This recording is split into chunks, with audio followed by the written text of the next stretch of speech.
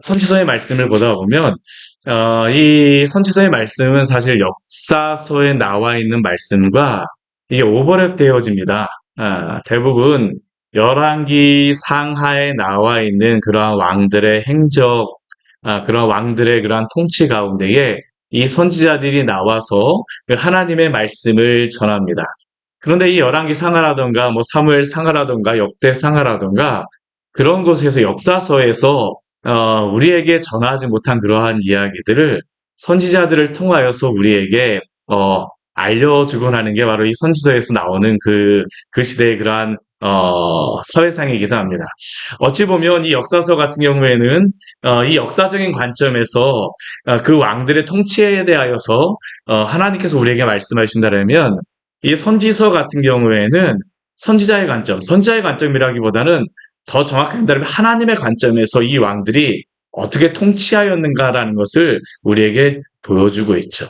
특별히 우리가 계속적으로 예레미야 말씀을 보고 있지만 이 예레미야 같은 경우는 이스라엘의 이 마지막 시대에 그 다스렸던 그러한 하나님의 말씀을 전했던 그러한 선지자입니다. 요시야 왕서부터 시작하여서 그리고 그 시드기야 왕까지 오늘 말씀에서는 그 21장에서는 시드기야 왕에 대하여서 가장 마지막 시드기야에 대해서 말하였었는데 22장에서는 시드기야 앞에 있었던 요시야와 시드기야 사이에 있었던 그 중간의 세 왕의 행적들에 대하여서 우리에게 그들이 어떻게 통치하였는가, 하나님이 그들을 어떻게 평가하였는가를 우리에게 말씀하여 줍니다. 이게 그래서 저는 오늘 말씀이 참 의미가 있다고 생각합니다. 선지자의 관점에서 이들을 어떻게 평가하였는가. 우리가 사람의 관점에서 그 사람을 평가할 수 있지만 하나님의 관점에서 선지자의 관점에서는 어떻게 이들을 평가하였을까요? 오늘 22장 10절서부터 12절까지의 말씀을 보게 되면 여기에 나와 있는 이 왕은 살룸이라고 하는 그러한 그 왕입니다. 살룸이라고도 불리고 여호아하스라고도 불렸던 그러한 왕인데요. 다른 곳에서는 여호아하스라고 불렸는데 여기서는 살룸이라고 나왔죠. 이 살룸에 대한 그러한 행적에 대해서 우리에게 말씀하고 있습니다. 길지 않습니다. 딱 세 절로만 나옵니다. 왜 세 절로만 나올까요? 뭐 왜라고 말씀드리긴 좀 약간 그렇지만 이 살루만 같은 경우에는 남유다의 왕이 되어서 3개월밖에 다스리지 못하였습니다. 이 한 절이 뭐 한 달? 그 정도 시간밖에 안 되는 겁니다.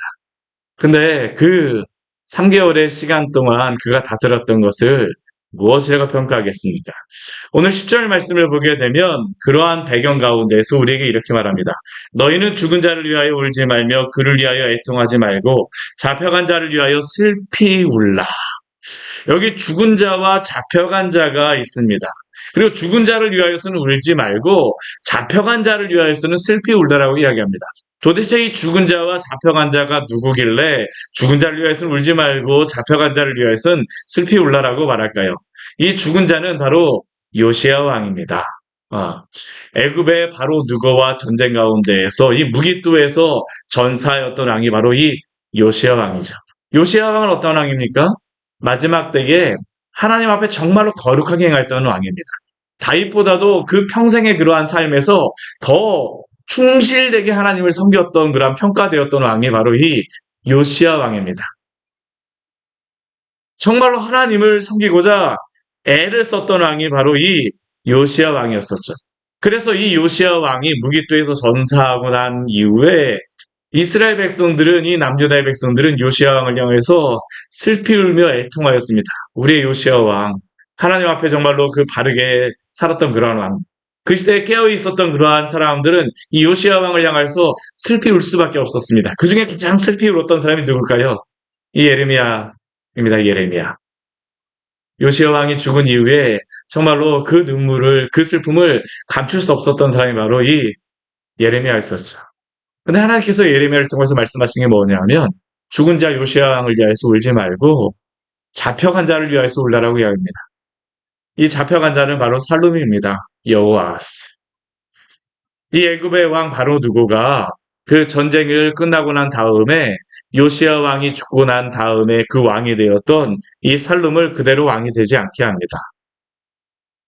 그가 새로운 왕을 세우죠. 그가 바로 그 다음에 우리 13절에서부터 나오는 여호야김 왕인데, 바로 이 살룸을 자기의 마음에 그 요시아가 세운 그 다음에 이었던 왕이 마음에 들지 않아갖고 그냥 애굽으로 붙잡아서 가버립니다. 그런데 이 3개월밖에 다스리지 않은 이 왕에 대하여서 무엇이라고 오늘 말씀에서는 우리에게 무엇이라고 이야기하고 있습니까? 우리 11절 우리 말씀 같이 한번 읽어보겠습니다. 여호와께서 유다 왕 요시아의 아들 곧 그의 아버지 요시아를 이어 왕이 되었다가 이곳에서 나간 살룸에 대하여 이와 같이 말씀하시니라. 그가 이곳으로 다시 돌아오지 못하고 그가 이곳으로 다시는 돌아오지 못하리라고 말합니다. 우리 10절 말씀에서도 그가 고국을 보지 못할 것이라고 말씀하고 있죠. 그는 다시 돌아와서 그 고국을 보지 못할 것이라고 말합니다. 우리 12절 말씀에서도 무엇이라고 얘기하면 그가 거기서 죽으리니 이 땅을 다시 보지 못하리라고 말합니다. 다시 보지 못하는 왕. 허수아비와 같은 그러한 첫 번째 왕이 바로 이 살룸 왕이었었죠. 그런데 이 살룸 왕은 어떠한 평가가 있습니까? 우리 열왕기하 우리 23장 31절, 32절 말씀해 보게 되면 23장 32절 말씀해 보게 되면 이 여호와스 살룸에 대해서 이렇게 말합니다. 여호와스가 그의 조상들의 모든 행위대로 여호와 보시기에 악을 행하였더니 왜 그가 고국 땅을 보지 못하고 붙잡혀 갑니까?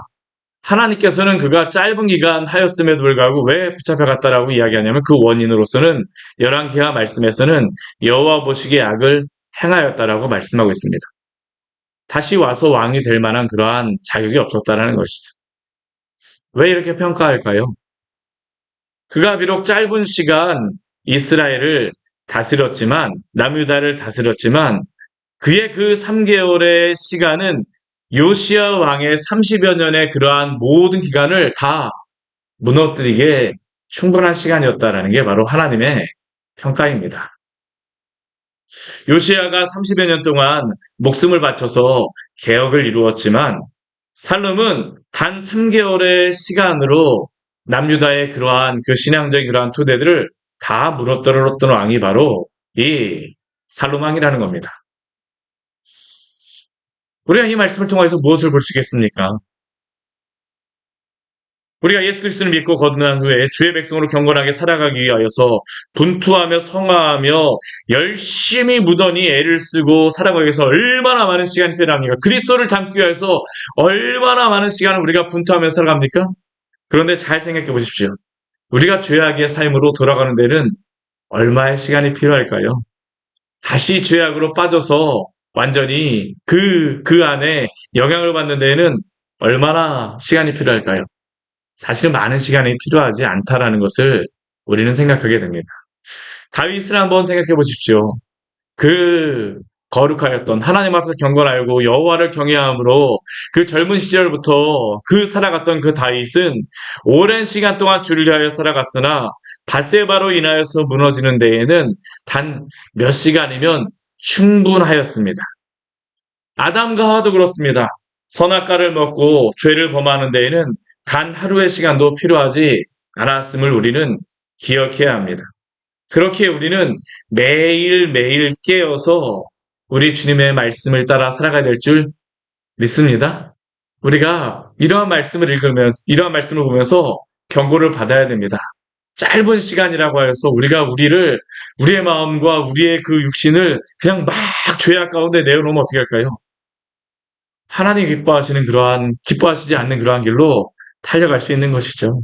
찰나의 순간이 성도로 하여금 무너뜨리게 할 수 있다는 것을 기억하시며 오늘도 주 안에서 깨어있는 귀한 복된 성도가 되시기를 축원합니다. 오늘 또 우리 그 뒤에 말씀해 보게 되면 여호야김 왕이 나옵니다. 이 여호야김 왕 같은 경우에는 예레미야 선지자와 그 사사건건 부딪혔던 왕이 바로 이 여호야김 왕입니다. 예레미야가 가장 젊은 시절 힘있게 주의 그러한 사역을 감당해야 됐던 그 시절에 브레이크를 날마다 걸었던 왕이 누굴까요? 이 여호야김 왕입니다. 참, 이 여호야김하고 예레미야 같은 경우는 안 맞아도 이렇게 안 맞을 수가 없어요. 안 맞다라기보다는 여호야김이 하나님 앞에서 거룩하게 살지 못하였던 그러한 왕이었었죠. 이 여호야김 왕은 오늘 말씀해 보게 되면 이 13절부터 19절까지 뭐 길지 않은 말씀이지만 예레미야를 통해서 그의 죄악이 낱낱이 드러나고 있습니다. 그는 어떠한 죄악을 행하였습니까? 우리 13절 말씀에 오게 되면 이렇게 말씀합니다. 불의로 그 집을 세우며 부정하게 그 다락방을 지으며 불의로 그 집을 세웁니다. 불의함으로써 그 집안 다윗의 왕가를 일으키겠다라고 하죠. 실제로 그는 불의로 그 다윗의 집안 그 왕가를 일으키겠다라고 하는 것으로만 끝나는 게 아니라 실제로 그는 집도 지었습니다. 다락방도 지었습니다. 근데 그 다락방을 어떻게 지었다라고 합니까? 부정하게 지었다라고 이야기를 하죠. 어떻게 부정하게 지었습니까? 자기 이웃을 고용하는데 그 품삯을 주지 아니하였죠. 그 품삯을 주지 아니하였습니다.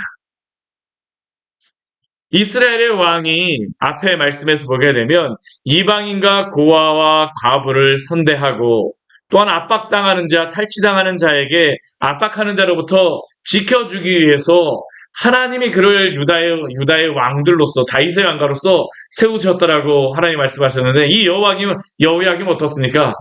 오히려 반대입니다. 탈취하는 자로서 압박하는 자로서 불의를 행하였죠. 자기 이웃을 고용하고 나서도 그 품삯을 주지 아니하였습니다.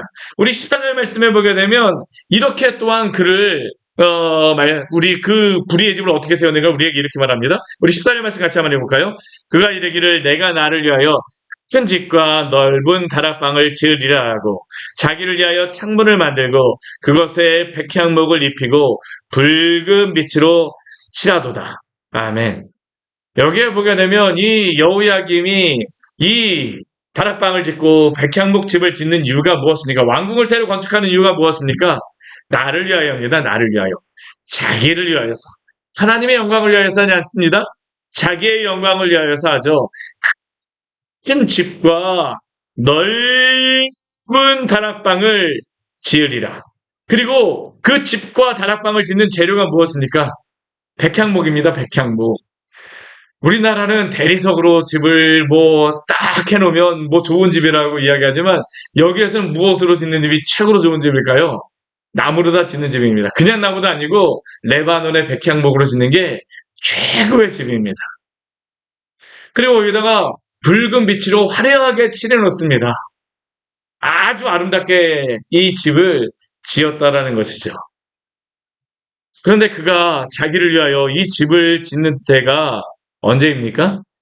자기의 형은 애굽왕 바로느고에게 죽임을 당하였을 때고 지금 남유다는 바벨론에게 침략을 당하면서 풍전등화의 시기입니다. 남쪽에서는 애굽에게 시달리고 북쪽에서는 바벨론이 강성하여져서 위협하고 실제로 포로로 다 붙잡아가고 있는 상황입니다. 나라는 어지럽고 국민들은 위기 속에서 제대로 삶을 살아갈 수 없는 위기의 상황입니다. 이 여호야김은 이러한 상황 속에서 무엇을 하고 있습니까? 이스라엘 백성들을 위하여서 행하는 것이 아니라 자기를 위하여서 구할 수도 없는 그 레바논의 백향목으로 왕궁을 짓고 그 집을 꾸미고 있습니다. 왜 그가 이 일을 하고 있을까요? 자기를 위하여입니다. 근데 이 자기를 위하여라고 하는 게 두 가지의 의미죠. 그냥 자기의 치부를 위한다라고 자기의 그러한 평안하게 산다라고 할 수도 있지만 이 자기를 위한다라고 하는 의미 가운데는 또 무엇이 있습니까? 예전에 그러한 왕은 왕궁을 잘 짓는 것이 왕권을 강화한다라는 것과 일맥상통하였습니다. 우리나라도 우리 일본에 그 합방이 되기 전에 경복궁 다시 재건하고 돈을 막 만들어내면서 그 굉장히 어려워졌던 것을 우리의 역사 가운데 볼 수 있지 않습니까? 이 여호야김이 그런 것이죠. 내가 이 백향목궁을 지어서 다윗과 같이 솔로몬과 같이 다시 한번 나라를 부강하게 하고 다시 한번 왕권을 강건하게 하리라. 어쩌면 이 여호야김 왕이 가지고 있는 그러한 생각입니다.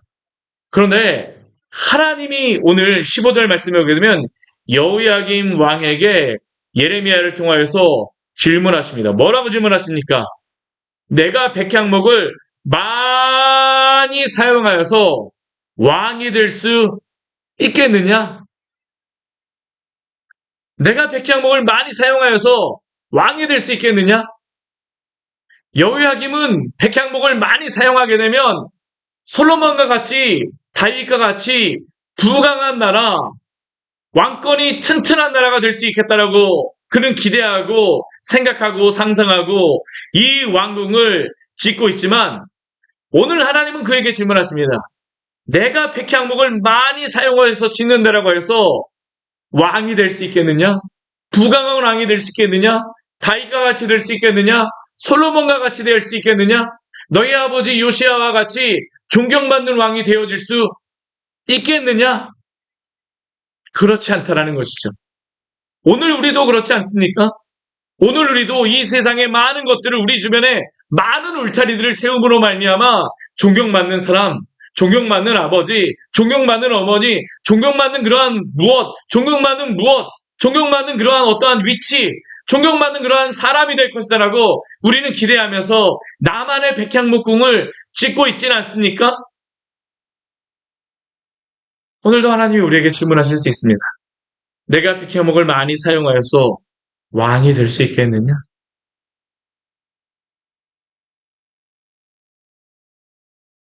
그러면 누가 하나님이 세우시는 그러한 왕입니까? 우리 15절과 16절 말씀에 보게 되면 이렇게 여호야김 왕에게 하나님이 알려주시죠. 참 예레미야가 미워할 수밖에 없는 그런 왕임에도 불구하고 안타까운 마음에 예레미야는 또한 그에게 이렇게 말합니다. 무엇이라고 말씀하고 있습니까? 하나님께서 내 아버지가 먹거나 마시지 아니하였으며 정의와 공의를 행하지 아니하였느냐? 그때 그가 형통하였느니라. 아멘. 하나님의 나라는 결코 먹거나 마시는 것으로서 세워지지 않는 줄 믿습니다. 하나님의 나라는 예배당도 아닙니다. 우리가 이전을 하겠다라고 기도하고 준비하고 있지만 외적인 그러한 것이 되어질 수 없어요. 이 여호야긴 같은 경우는 왕궁을 잘 지음으로 말미암아 무너진 왕권을 세우리라, 다시 회복하리라, 그 야망이 있고 그 결심이 있는 왕입니다. 어쩌면 그 마음이 비장한 왕일 수도 있습니다. 근데 문제는 무엇일까요? 하나님을 미워합니다. 하나님을 대적합니다. 예레미야를 굉장히 많이 박해하죠. 그 마음 가운데 미움이 있습니다. 왜 그렇습니까? 그 방법으로 되지 않는다라는 겁니다. 그래서 그는 자기의 방법으로 행합니다. 먹거나 마시는 것, 이 세상의 방법으로 되지 않음에도 불구하고 그는 그것으로 될 수 있다라고 생각을 하고 있습니다. 그런데 하나님께서는 그에게 무엇이라고 말씀하십니까? 그것으로 나라가 세워지는 것이 아니라 하나님의 말씀으로 주의 나라는 세워지는 줄 믿습니다. 정의와 공의로 세워지죠. 너의 아버지가 정의와 공의로 행하지 아니하였느냐? 요시야 왕이 나라를 부강하게 하고 세웠던 것도 하나님의 말씀을 따랐던 것이죠. 세상적인 방법으로 되어지지 않았다는 겁니다. 그때 그가 형통하였느니라. 형통함은 누가 주시는 것입니까? 하나님이 주시는 줄 믿습니다. 요셉에게도 그렇지 않습니까? 우리 그 창세기 뒤에 요셉의 그러한 삶을 보게 되면 감옥에 있어도 형통하다라고 말씀하고요. 종으로 있어도 하나님이 형통하다라고 말씀하십니다. 왜 그렇습니까? 하나님이 그와 함께 하시기 때문입니다. 하나님이 그와 함께 하시기 때문이에요. 또한 하나님이 함께 하신다, 함께 하시는 사람 어떻습니까? 하나님의 말씀을 따라서 살아가는 사람이죠. 우리가 거룩한 사람은, 의로운 사람은 하나님의 말씀을 순종하여서 의로운 게 아닙니다. 하나님이 구원하시고 함께 하시기 때문에 순종하게 되어지는 겁니다. 정의와 공의를 왜 행합니까? 하나님이 함께 하시기 때문입니다. 거듭난 백성은 열매로 쌀리라라고 하는 게 열매를 맺어서 의로운 게 아니라 거듭났기 때문에 하나님과 동행하기 때문에 그 열매가 맺어질 수밖에 없는 것이죠. 오늘 여호야김에게 이야기합니다. 너가 외적으로 그것을 치장한다라고 하여서 형통하여지고 부강하여지는 것이 아니라 백향목궁을 만들었다라고 해서 왕이 되어지는 것이 아니라 주와 동행하며 주님께 순종하며 주의 백성으로 그 은혜 가운데 살아가라라고 말씀하십니다. 오늘도 우리에게 이 말씀을 하심을 기억하시기를 바랍니다. 오늘 16절 말씀에 또 이렇게 말씀하시죠. 우리 같이 한번 읽겠습니다. 그녀는 가난한 자와 궁핍한 자를 변호하고 형통하였느니 이것이 나를 알미 아니냐. 여호와의 말씀입니다. 여호와를 아는 것은 하나님의 그 은혜 안에 살아가는 사람입니다. 누가 하나님의 말씀 안에 살아갑니까? 그 은혜 때문에 살아가는 사람이죠. 가난한 자와 궁핍한 자를 변호한다는 것은 하나님의 은혜 안에 살아가는 것입니다. 나에게 주신 이 모든 것이 하나님이 주신 것입니다. 이 모든 것이 은혜입니다. 그렇기 때문에 하나님의 말씀을 따라서 가난한 자와 궁핍한 자를 변호하며 정의와 공의를 행할 때 하나님이 또 하십니까? 그 삶도 지켜주는 줄 믿으시기 바랍니다. 무엇을 얻기 위하여 하나님의 말씀을 지키는 게 아니라 하나님의 말씀대로 살아가다 보면 하나님이 그 길도 인도하여 주십니다. 이게 바로 형통함이죠. 근데 여호야김은 그 길이 바뀐 겁니다. 내가 하여서 이 길을 만들어내겠다. 아닙니다. 우리가 하나님 안에 살아가십시오. 그리스도 안에 살아가십시오. 그러면 주님께서 우리와 동행하시며 그 모든 길 가운데에서 가장 선한 길로 좋은 길로 인도하심을 믿으시기 바랍니다. 이게 바로 축복이죠. 우리 17절부터 우리 19절까지의 말씀에 보게 되면 하나님의 이 형통함을 누리지 못하였던 내 마음대로 내 방법대로 내 뜻대로 나라를 세우고자 하였던 이 여호야김의 결론이 무엇일까요? 그 두 눈과 마음은 탕욕과 무제한 피 흘림과 그 압박과 포악을 향하여서 그 나라를 세우겠다고 하였지만 그 결과는 무엇입니까? 18절 말씀을 보게 되면 아무도 그를 위하여 슬퍼하지 않습니다. 왜냐하면 그는 무정하였기 때문입니다. 아무도 그를 위하여서 통곡하지 않습니다. 우리 19절 말씀에 보면 이렇게 말씀하죠. 그가 끌려 예루살렘 문 밖에 던져지고 나귀같이 매장함을 당하리라. 우리 역대하 말씀해 보게 되면 이 여호야김이 이 바벨론 왕에게 붙잡혀가는 것처럼 보이지만 붙잡혀가지 않았습니다. 나중에 아마 다시 돌아왔던 것 같아요. 명확하게 기록이 되어지지 않아서 명확하진 않지만 그가 우리 그 예레미야 말씀을 보게 되면 어떻게 그가 죽는 것처럼 이게 묘사가 되어 있는 거냐 하면 아마 이 왕궁 안에서 쿠데타가 일어났던 것 같습니다.